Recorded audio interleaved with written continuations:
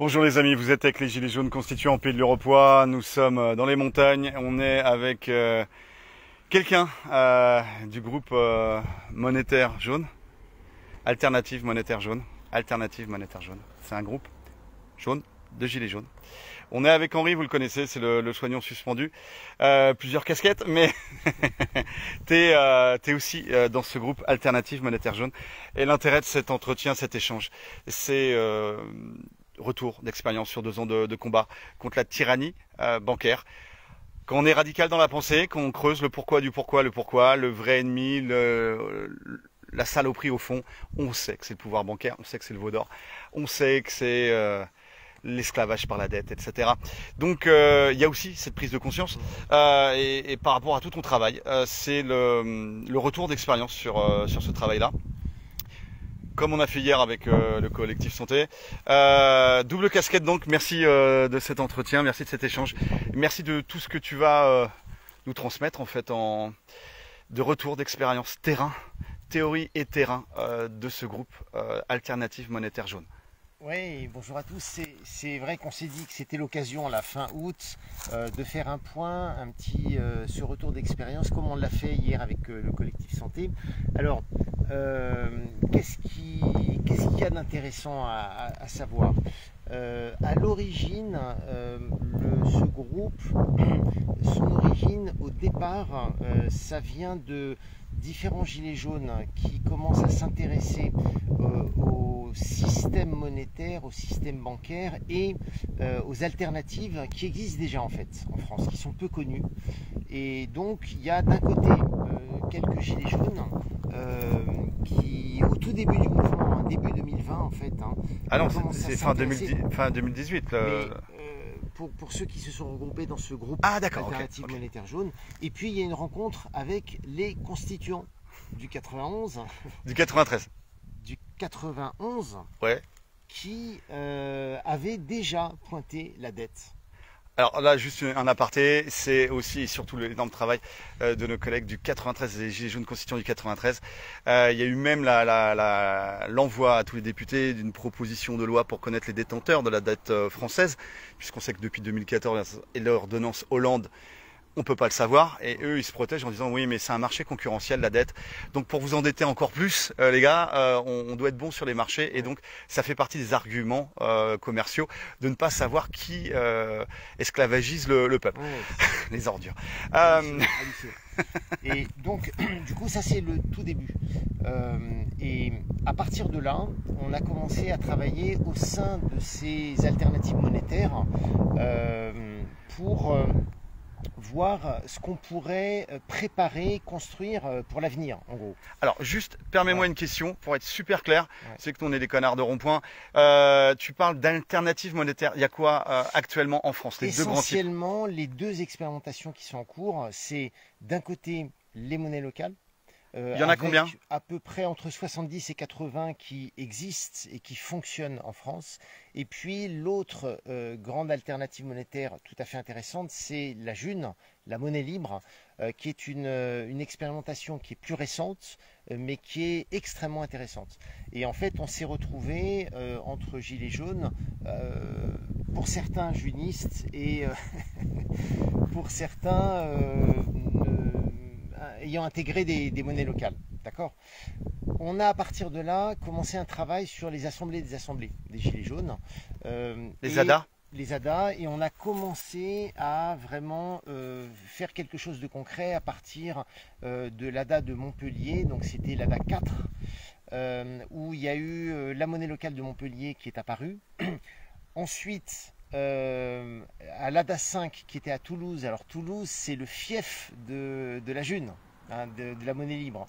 Là, on est allé plus loin parce qu'on a quand même organisé une après-midi complète de débat sur les différents types d'alternatives monétaires. Et ça a été la première vraie rencontre entre monnaie libre et monnaie locale dans le cadre des Gilets jaunes. Et du coup, à partir de là, on a décidé de faire un groupe alternative monétaire jaune, le GAMJ. Où en fait, je pense que c'était une première à l'époque. On s'est mis entre personnes qui étaient dans la June, monnaie libre, et personnes qui étaient dans les monnaies locales ensemble pour travailler ensemble, pour réfléchir ensemble.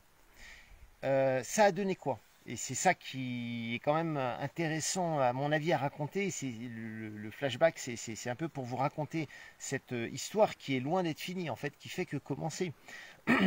On a préparé ensuite l'ADA6 en faisant en sorte que l'ADA6 ne fonctionne que en monnaie alternative.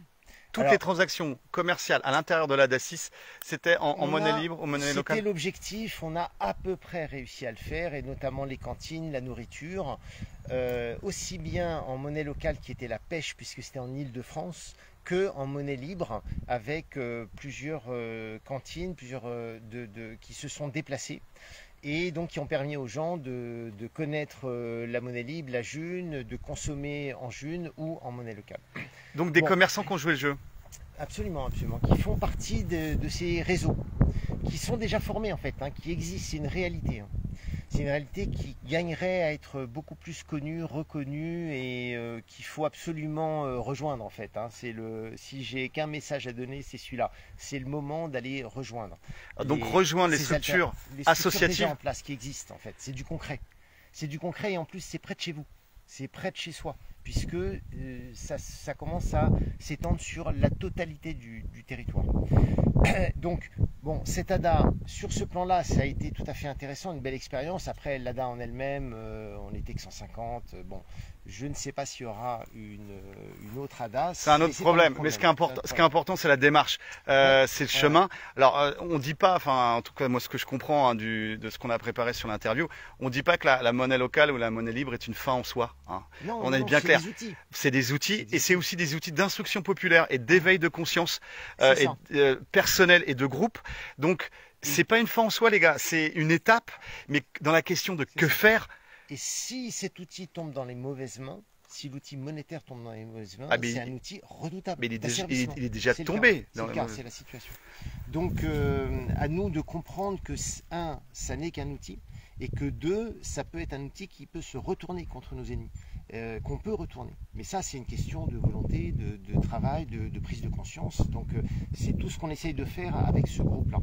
Donc, maintenant, ce qui s'est passé à la suite, c'est que il y a eu cet été, j'en ai parlé sur un des lives des constituants le mois dernier, il y a eu au début juillet la rencontre annuelle des monnaies locales de France, donc il y avait beaucoup de monnaies locales représentées, et pour la première fois, les monnaies locales ont invité les junistes à faire une présentation de la monnaie libre, et c'était notre groupe, le groupe Alternative Monétaire Jaune, qui était en charge d'organiser cette rencontre. Et donc il y a eu un atelier avec des présentations, des échanges. Là, je crois qu'on est sur la bonne voie. En parallèle de ça, le groupe Alternative Monétaire Jaune a rejoint une autre initiative jaune, qui est l'initiative Prenez Place. Prenez Place, ce sont des collègues qui sont artistes, qui ont décidé, pour faire court, de mettre sur la place publique la question monétaire et de le rattacher à la question de la démocratie et à la question fondamentale des communs. Monnaie, démocratie, commun. Les communs, c'est un concept du Moyen-Âge qui a été cassé, brisé en Angleterre il y a 3 siècles environ. En France aussi, il y avait des terres villageoises dans les petits hameaux, dans les villages. Il faut absolument se réapproprier ce concept parce que... Des terres en commun pour l'exploitation du bois, pour faire paître les animaux, etc. Les châtaignes, les champignons. Et ça a été bousillé par la Révolution française. Ça a été récupéré par la bourgeoisie, au départ la bourgeoisie de robe et pas d'épée. Donc ceux qui se payaient des titres de noblesse avec leur argent, les commerçants, les intermédiaires. Et après, au niveau de leur triomphe avec la Révolution française et franc-maçonne, et ils ont vraiment mis un clou dans le cercueil. Il n'y en a plus en France hein, de commun au niveau des villages, pratiquement presque plus. Et c'est vraiment quelque chose qu'il faut redécouvrir. Et c'est un concept qui va très très loin. Et on peut aller jusqu'à dire que la monnaie pourrait redevenir un commun, un bien commun. Un bien commun. Hein, ça pourrait. Et ça serait vraiment une des clés pour changer radicalement l'avenir, en fait, notre avenir. Et en fait, ce qui s'est passé, c'est qu'on a aussi en parallèle rejoint cette expérience de Prenez Place, qui fait que on est intervenu le groupe est intervenu sur différents lives, sur des débats qui sont faits sur YouTube, et où on pose les vraies questions et on essaye d'aller au fond des choses, et surtout donner une... Voilà les amis, on reprend le live. On a un petit problème de matos avec la chaleur. Les amis, voilà, on fera un autre live là-dessus complémentaire. C'est la fin de l'entretien parce que là, ça va sauter encore incessamment sous peu. Merci encore de tout ce que vous avez fait. À très bientôt pour un autre live dans de meilleures conditions. En tout cas, Force Honneur les amis, lâchez rien. De raconter où on en est.